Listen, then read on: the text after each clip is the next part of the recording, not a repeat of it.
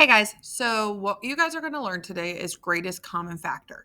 So let's just look at the term and try to figure out what the heck it's trying to ask.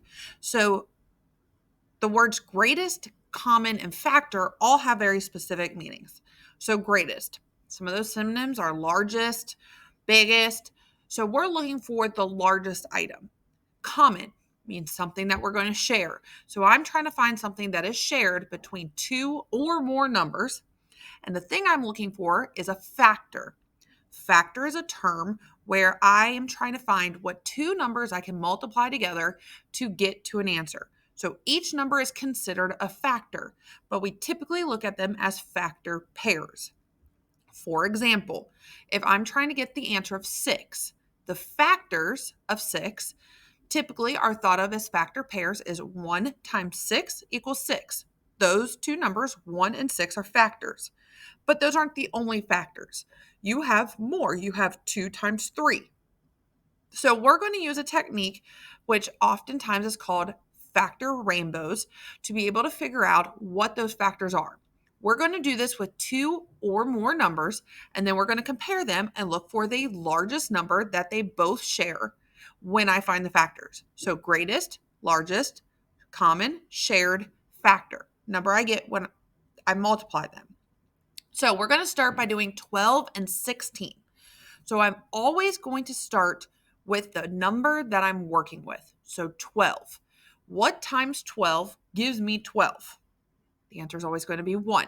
So I'm going to make my list in numerical order from smallest to largest. So it's always going to be 1 and the number that I'm trying to find. So for this case, 1 and 12. So if I'm looking at this situation here, I am going to have a pen. And so I'm going to start with 1, and I'm going to move over to the side, and I'm going to start with 12. So then I need to ask myself, what number can I divide 12 by that comes next? So the next number on my list, I have 1. My next number is 2. Can I divide 12 by 2 and get a whole number? 12 divided by 2 is 6. So those two numbers are the factors. 2 and 6 are factors of 12. So I'm going to now include them in my list, and I'm going to continue to list them from smallest to largest on both sides.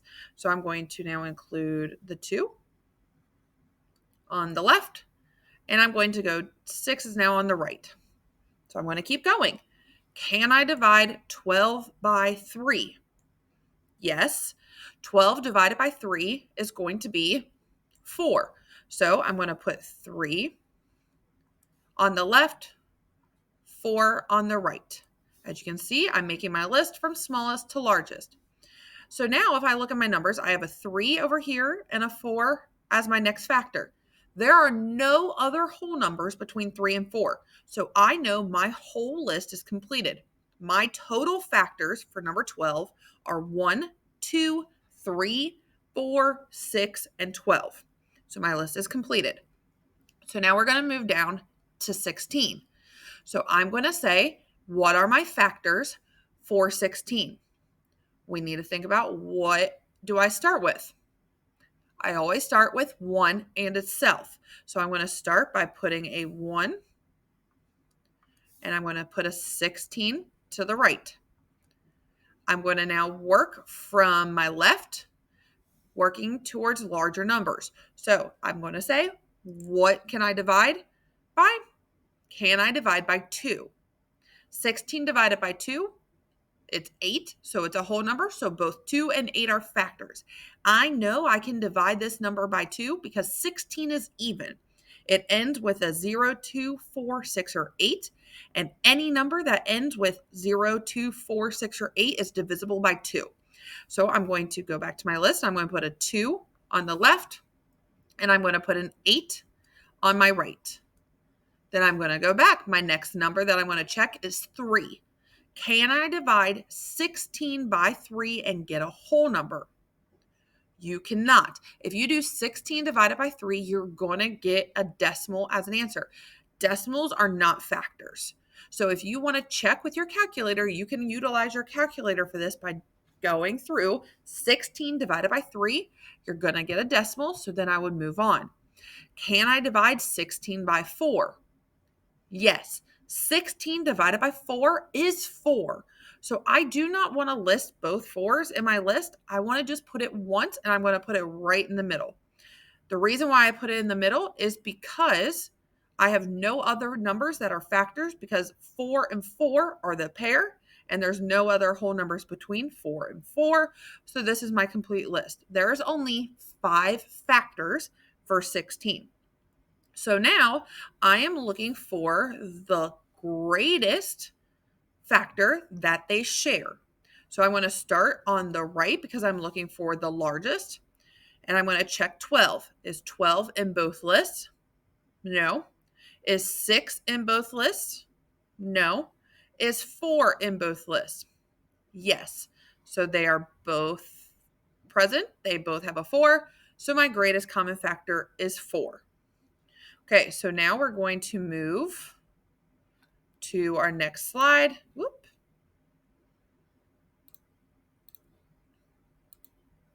And now we're going to find the greatest common factor of 15 and 24. So if you remember, we always said we want to start with the same thing.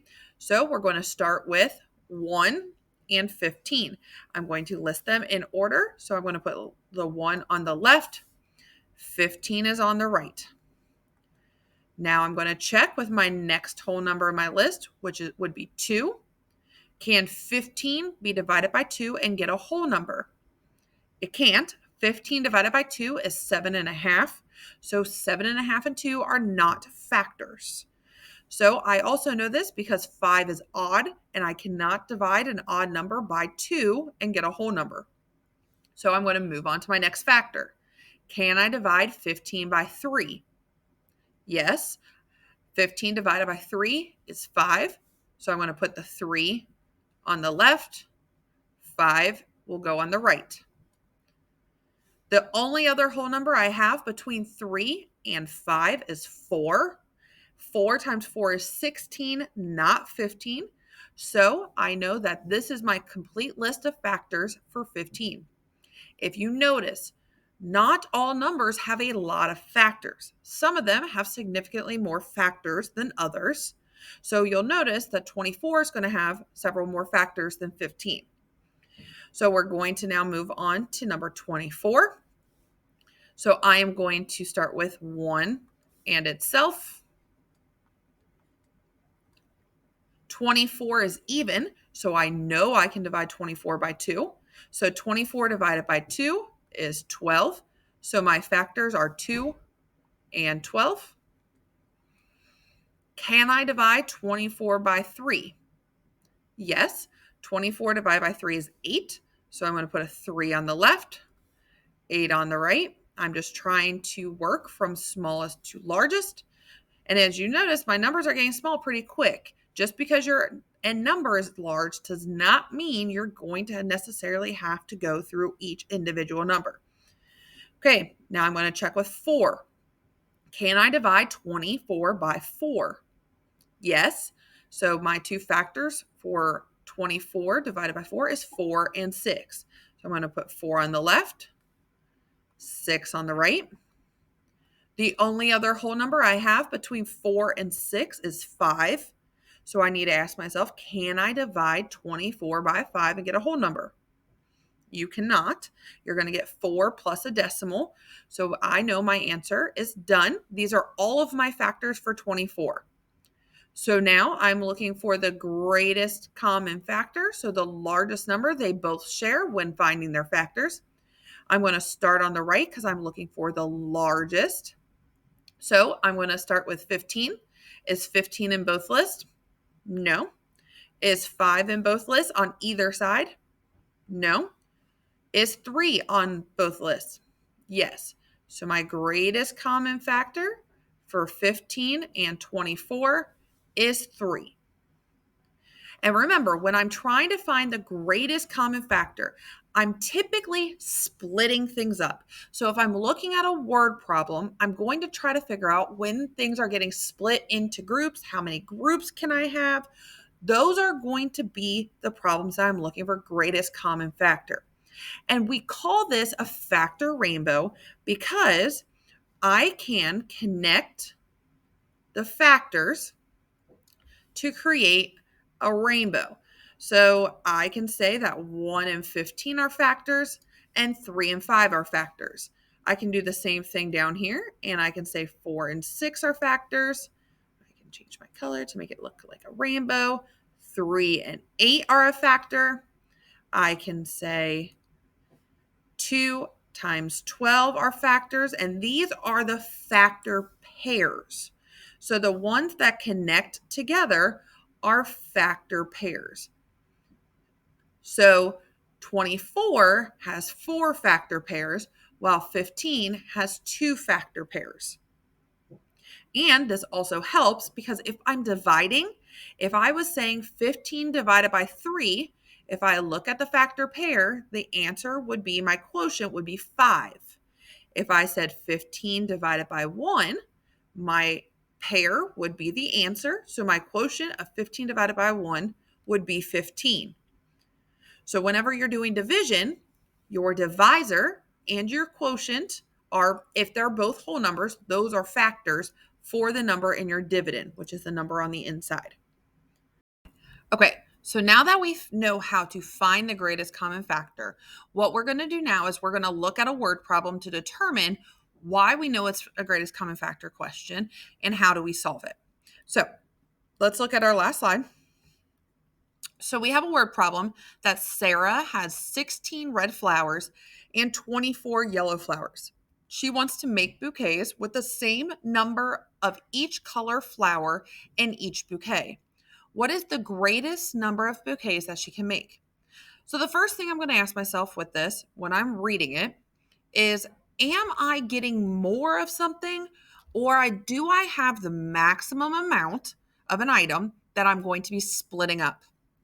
If I have the maximum number of items and I'm splitting it, then I know I'm going to be finding greatest common factor. I'm splitting something into groups. Factor is splitting up the number that you have. And a really big clue for this is literally the term greatest common factor or greatest number. The greatest gives us a clue that this is going to be the greatest common factor. Okay. So I can go and I can read it and I can say, what am I doing? Am I splitting something up or am I making more? If I'm making more, I'm going to be doing least common multiple because I'm multiplying something. If I'm splitting, that's division and that's factors. I'm finding the factors. So I know that I have 16 red flowers and I have 24 yellow flowers. So those are the two numbers that I'm going to have to find the greatest common factor of. We've already found both of those factor lists, so we're going to do them really quickly. So I have 16. And my numbers for 16 are going to be 1, 16. I can divide by 2, so 2 and 8 and 4. Then I'm going to do 24. So I'm going to do 24, 1 and 24. I always need to start with 1 in itself. I can divide 24 by 2, so 2 and 12. I'm going to have 3 and 8 because I can divide 24 by 3. Can I divide 24 by 4? Yes. So 4 and 6. I cannot divide by 5. So both of these are my factors list. So I want to know what the greatest number of bouquets I can make, not how many flowers are in each bouquet. I could find that later by looking at the factor pair. So the number that I'm going to find, the greatest number that they have in common, is going to be talking about the bouquets, not the flowers. So I'm going to look at this list. I have 16, no 16. Looking for 8, I have an 8 in both.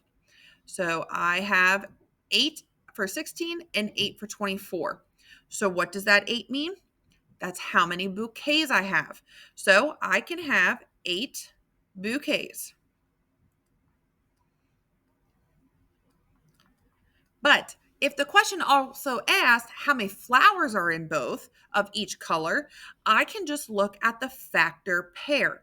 So if I have 8 bouquets, I would have 2 red flowers because 2 times 8 gives me 16. And if I have 24 yellow flowers, I'm going to look to find the match of the 8. And if I have 8 bouquets, I would have 3 yellow flowers. So remember, if I'm looking at a word problem, if I'm doing greatest common factor, it is a splitting. I am not going to be getting any more. I'm not getting more flowers. I have a certain amount of flowers that I'm splitting up.